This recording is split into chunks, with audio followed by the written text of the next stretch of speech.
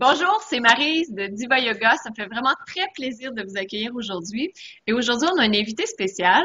On a le docteur Dr Desikachar. Donc, c'est un grand honneur pour moi de l'accueillir aujourd'hui. Il a baigné toute sa vie dans le yoga. Donc, vous connaissez peut-être son grand-père ou enfin, vous connaissez les résultats des expériences de son grand-père parce que c'est grâce à lui si on a le yoga maintenant en Occident. Donc, Krishnamacharya, qui est le grand-père du docteur Desikachar, a enseigné à Iyengar, a enseigné à Desikachar, a enseigné aussi à Pattabhi Joy. Donc, grâce à lui, on a le yoga à Iyengar, le yoga Ashtanga et aussi le Vini Yoga. Donc, puis toutes les formes qui ont découlé par la suite. Donc, docteur Desikachar est le porteur de cette tradition. Il va nous en parler aujourd'hui. On va parler entre autres de yoga thérapie. Donc, l'entrevue va se dérouler en anglais parce que Dr Desikachar ne parle pas français malheureusement, mais on a la chance de l'avoir. Puis vous allez avoir la traduction en dessous pour pouvoir suivre la conversation. Donc, Christophe, it's a pleasure to have you here. So I just introduced you in French. You have no clue what I said. And what I basically said is that we'll talk about the yoga therapy and that you have the legacy of your grandfather and father achievements over the maybe the last 100 years. And you are the one who are now in charge of it. So could you tell us maybe how it was to grow in a family where yoga was so dominant? Because for you, you didn't know when you were a child, but you were in my opinion, very lucky to grow in a family like that. You could say that it's always a double side to this story. Mm-hmm. But I first want to thank you for giving the chance to speak about these topics with you and your friends and colleagues of yoga. So thank you very much for interviewing me. It's also my pleasure to participate in this. Thank you for taking the time. Growing up in a household where yoga is really always there has been a great gift and a challenge at the same time. A gift because I realize as I grow older and older how many things have been how many impressions have been left in me, many of which have been subconscious or unconscious, which have just come from growing in such a household. And therefore, as I grow older and I learn yoga more as an adult, all these subconscious impressions are helping me to understand and integrate these teachings much more better and much more easier than if I had to start from a different starting point. So in some ways, this has been a great gift, which has been a very positive thing for me, and I really appreciate growing up in this. Plus, another great advantage is that, like many people in the world, I don't have to travel so far to learn. Many people are traveling, like some of you are coming from Canada to India, some people are coming from New Zealand to India, some people go from America to India, etc. But I did not have to travel so far. I just had to go to the next room and start learning these lessons. So in many ways, this has been very positive. And in some ways, it has been challenging, both growing up as well as later in life as well. Growing up, the challenges were that there were so many yoga students and yoga practitioners coming to our house to learn, because in those days, my father and my grandfather were all teaching in our house.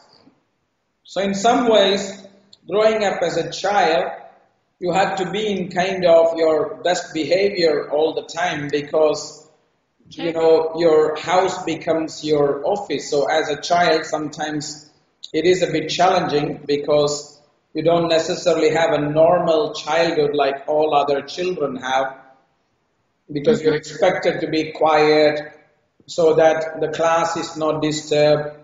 You cannot just run around where you want because in one room somebody is teaching, in another room somebody is teaching, etc. So growing up as a child, this was a bit challenging, and sometimes you also, as a child, you see, you can get overwhelmed with so many different people walking into your household.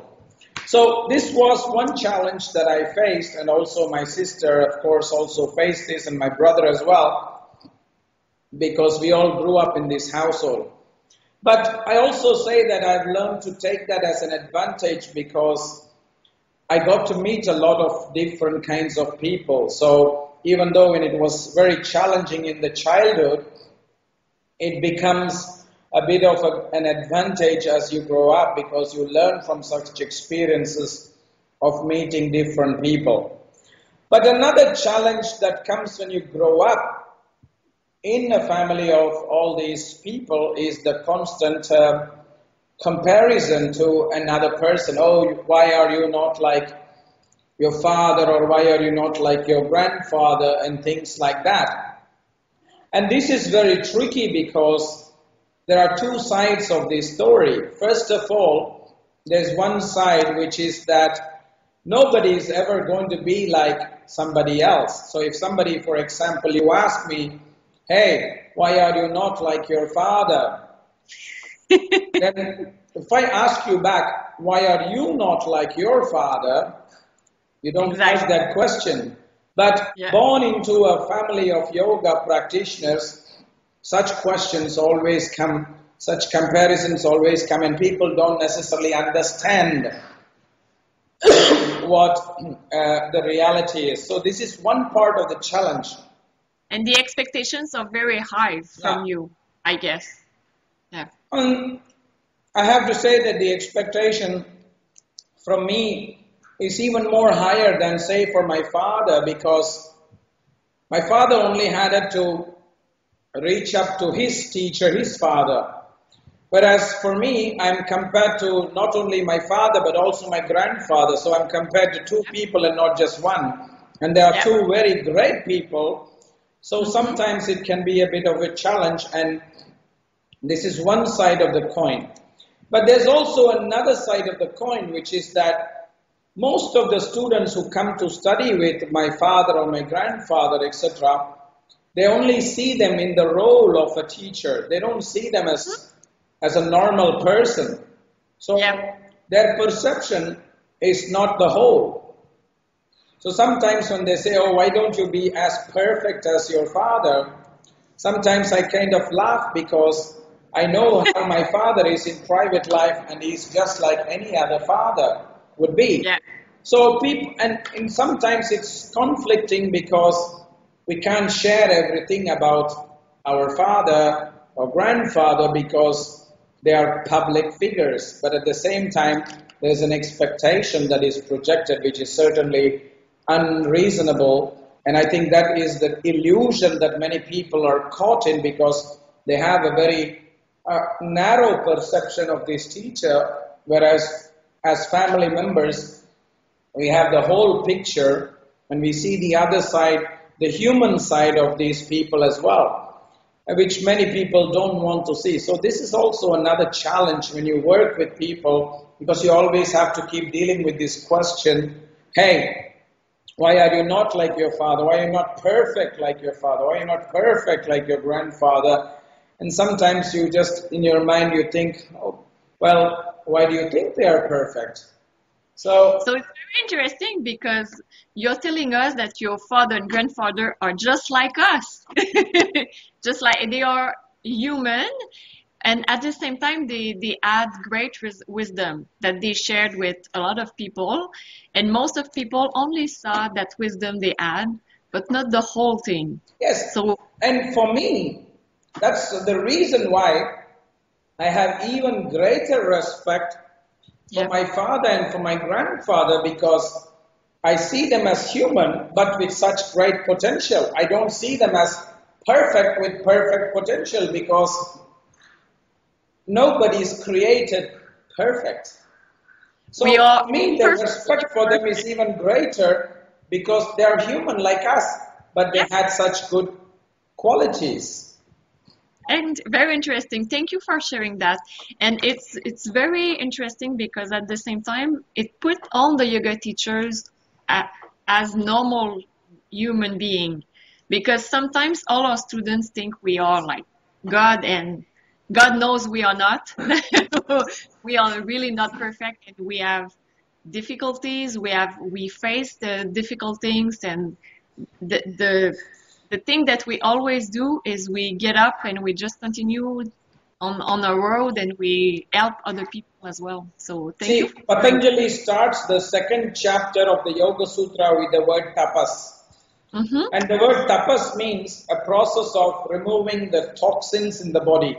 Physical toxins, emotional toxins, mental toxins, energetic toxins, etc. Yep. Now, suppose as a yoga teacher we say we are doing tapas. It means we accept that there is some impurities or dirt in us that we have to clean. There you go. If it is very clean, we don't need a cleaning process. So asana, our yoga practice, Ashtanga yoga, all the 8 angas of yoga, Patanjali says, yoga anga anusthana ashuddhikshaye. When you practice the 8 angas of yoga, the impurities are cleaned. So when you are practicing, you are essentially engaging in a cleaning process. So when you are engaged in a cleaning process, the assumption is that you are not clean.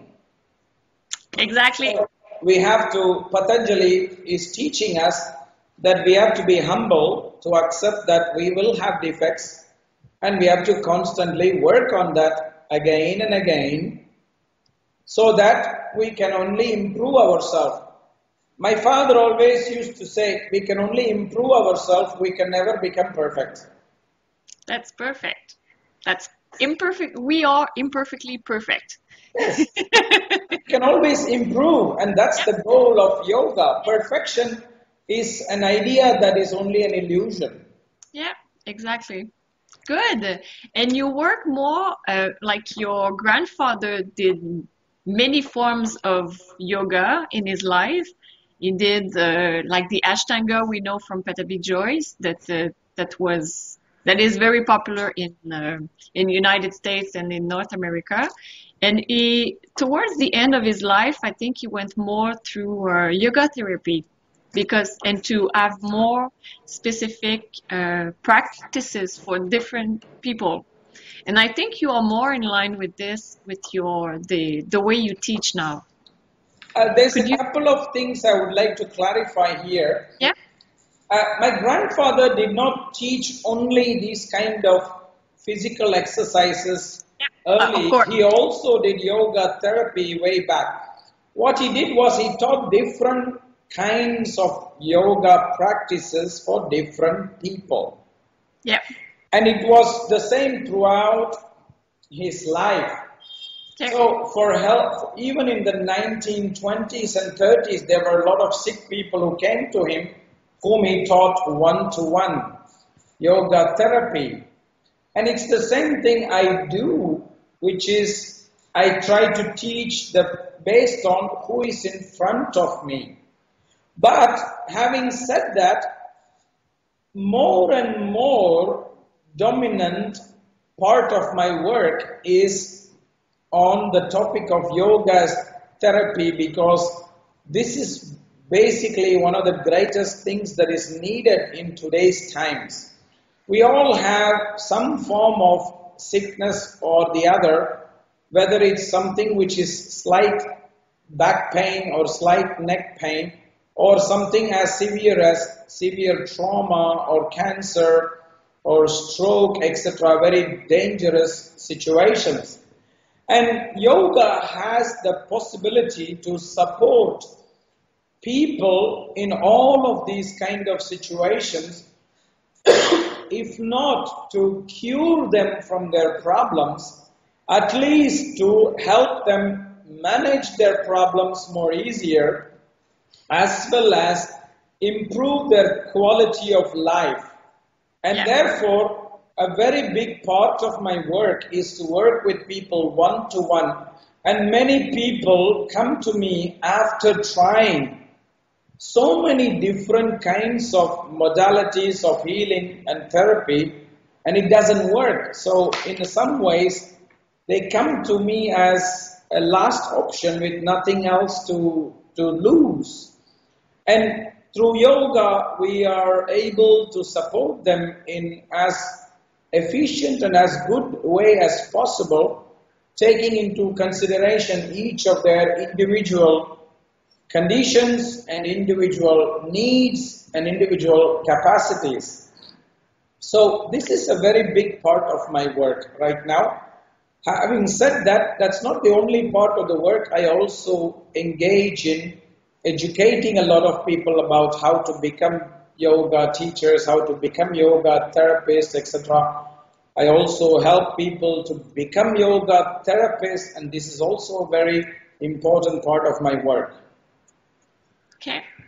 And could you explain to us more what kind of tools you use? Because I think you use a wide variety of tools. You not only use asana, which we know from yoga, like the postures, the positions, but you know a wide variety of tools that are available in the yoga discipline. The beauty about the teaching of my grandfather is that the whole dimension of yoga's tools are utilized. Yeah.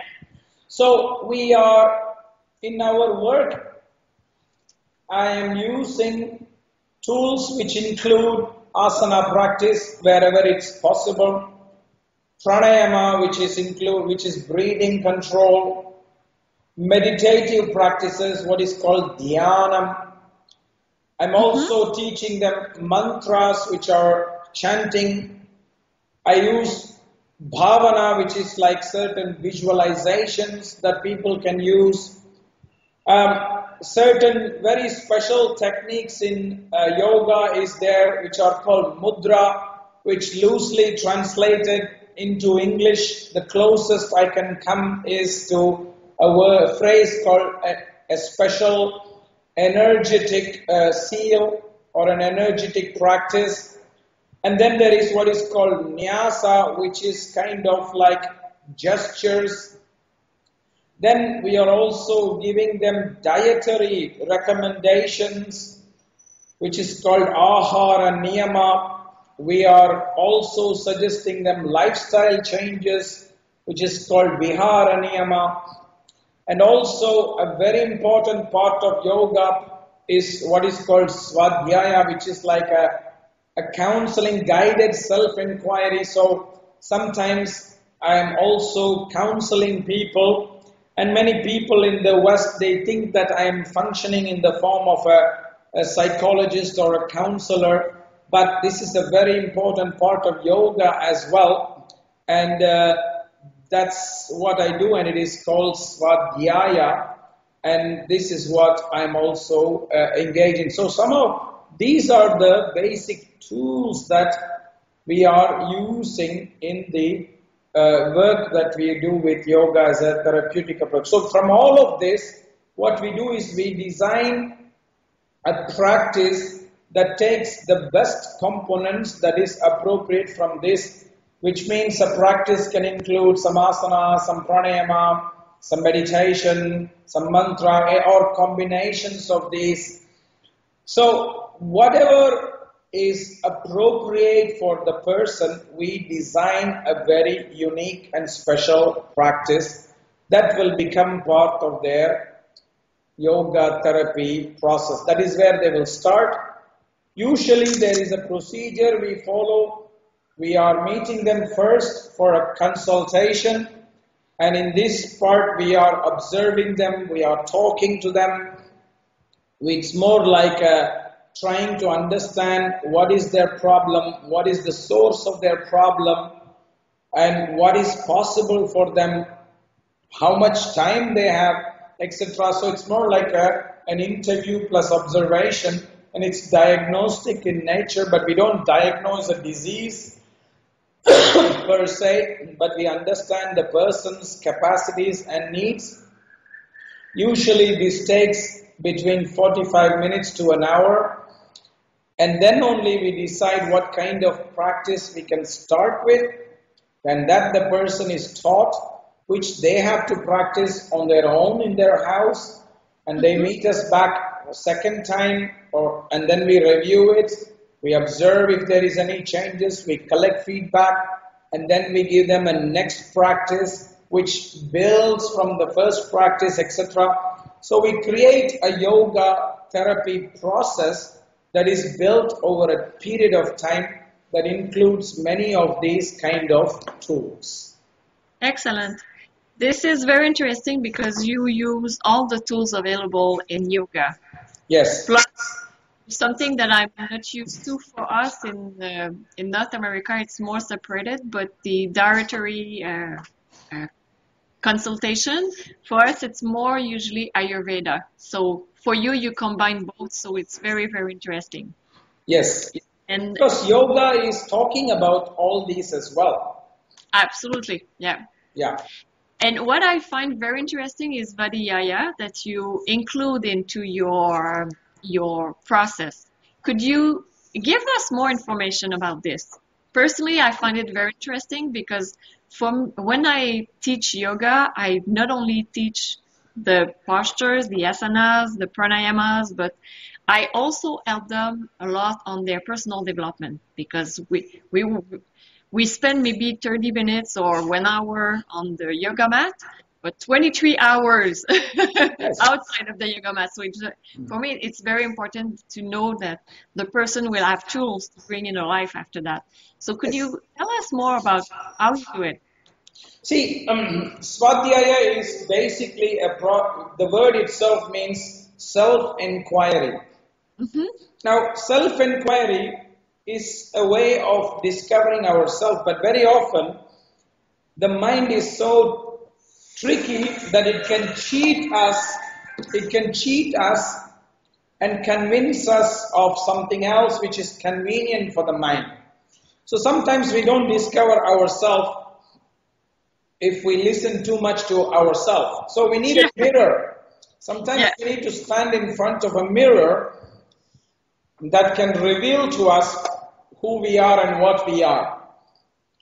So as a teacher, as a therapist, part of my role is also to help function as a mirror so that people can see their own patterns that can lead them to problems. I give a simple example. A lot of people suffer from stress-related disorders today. And a lot of stress-related disorders may not necessarily come from external sources of stress, but actually can come from their own attitudes. Yeah. They want to be overachievers, they don't want to have vacation, they don't want to have this, they don't want to have that. So and they want to be perfect as well. They want to be perfect, they want to please everybody. Yeah. So I function like a mirror and help them to come to that realization that maybe their attitude is the source of maybe part of their problem, if not the whole problem. Mm-hmm. So I talk to them, I make presentations of different situations. For example, I do like role play sometimes. For example, I ask them to imagine if I was in their position and I was working 7 days a week, I was working 20 hours each day, and I took no vacation, and I didn't see my whole family, what would your advice be to me? I would ask them to advise me. And then they find out, they realize their own problem, and they also realize their own solution. So the different methods that I use that helps to guide them to a process of self-discovery. I'm very fortunate because not only I'm educated in yoga, but I'm also a educated to some degree in Western psychology as well, because when I did my PhD in the university, I did it in the psychology department, and therefore I had to do a number of courses that were related to psychology as well, and I was guided by a very good supervisor who is an excellent psychologist, and I'm also working long term with many psychologists, psychoanalysts, as colleagues, as advisors, etc. So I gained also this kind of experience. So I combine what I would call the traditional approach of yoga with modern approach as well, because we have to build bridges between the past and the present. It's not that the past and the present are two different things. They are parts of the same reality. We just need to connect them. That's all. Excellent. So you don't see that past was better or modern is better, but all together we can learn something very useful. Do you use the Hatha Yoga Pratipika and the Yoga Sutras when you do Svadhyaya? A lot of time I am using the Yoga Sutra very much, and also the Hatha Yoga Pratipika as well. And I have to say that these two texts are very, very excellent texts. And I do also online courses on the Hatha Yoga Pratipika and Yoga Sutra, and many people benefit from that as well.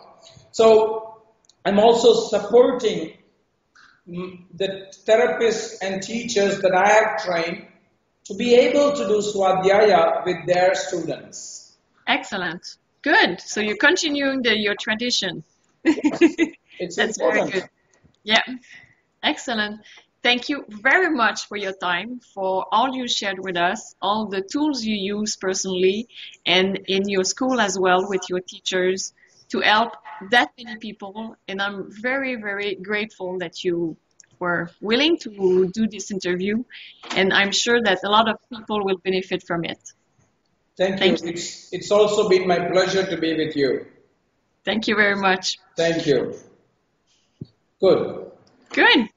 And could you tell us, I think you will be in Europe sometimes starting in 2016. So where can we reach you?